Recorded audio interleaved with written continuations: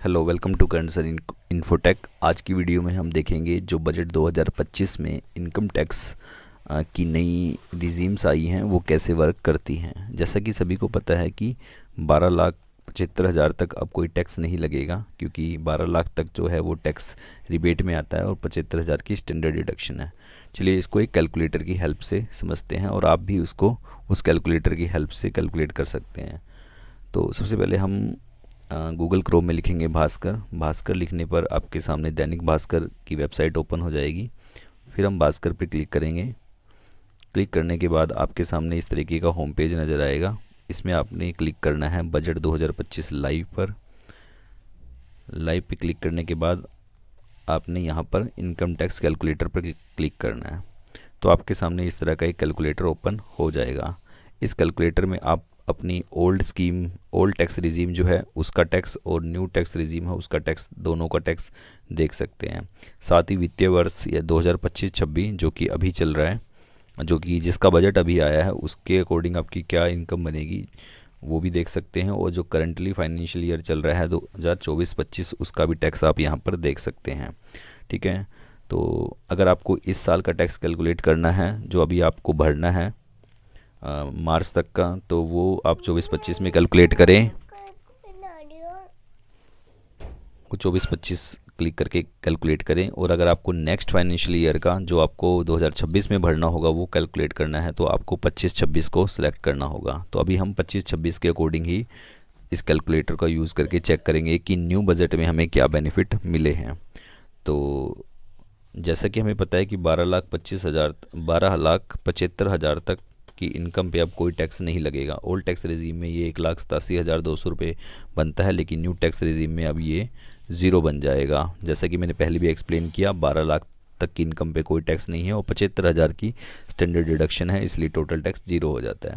अब एक कन्फ्यूज़न आती है लोगों के पास कि अगर हमारी इनकम 1 रुपये ज़्यादा हो जाए, 12,75,000 से 1 रुपये ज़्यादा हो जाए, तो क्या हमें पूरे का पूरा टैक्स देना होगा? तो ऐसा नहीं है। अगर आपकी इनकम 12,75,000 से 1 रुपये ज़्यादा होती है तो आपको केवल 1 रुपये ही टैक्स देना है।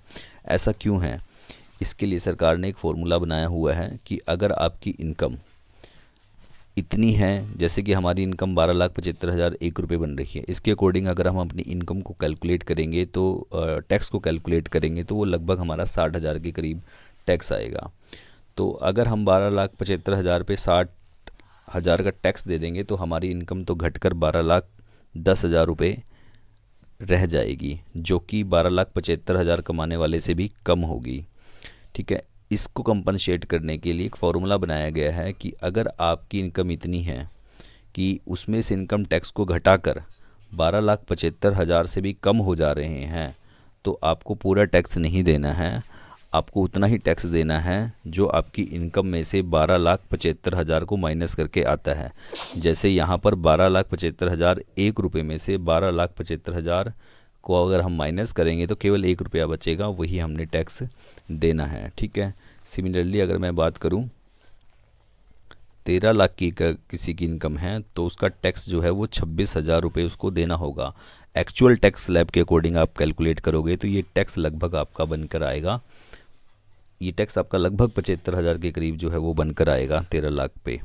लेकिन आपको 75,000 टैक्स नहीं देना है, क्योंकि अगर आप 75,000 टैक्स दे दोगे तो आपकी इनकम जो है वो 12 लाख जो है 25,000 रह जाएगी, जो कि बहुत कम हो जाएगी 12,75,000 वाले से, जिसको कोई टैक्स नहीं देना है। इसलिए ये टैक्स इस तरीके से बनाया गया है कि आपकी जो टोटल इनकम है 13 लाख, उसमें से 12,75 आप रखोगे, जो एक्स्ट्रा होगा वो आप जो है आपको टैक्स के रूप में देना होगा। ये 1,000 रुपये सेस के बढ़ाए हुए हैं, वरना यहाँ 25,000 होता।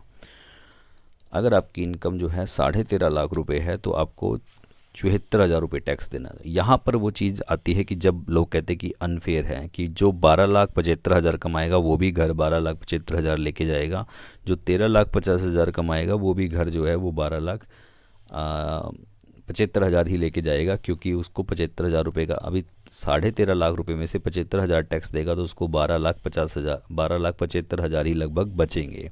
तो ये एक टैक्स का झोल है कि अगर आप कमा ज़्यादा रहे हो लेकिन आपके घर में जो है वो 12,75,000 ही आएंगे। इसके बाद से तो फिर सारा टैक्स रिजीम के अकॉर्डिंग ही कैलकुलेट होगा। तो इस कैलकुलेटर का आप हेल्प करके की हेल्प से आप अपना टैक्स को कैलकुलेट कर सकते हैं, ठीक है।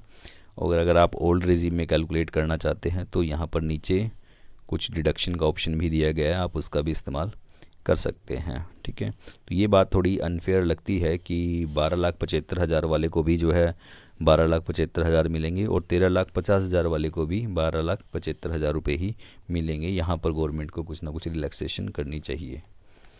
Thank you very much. अगर वीडियो अच्छी लगी है तो आप बिल्कुल शेयर कर सकते हैं।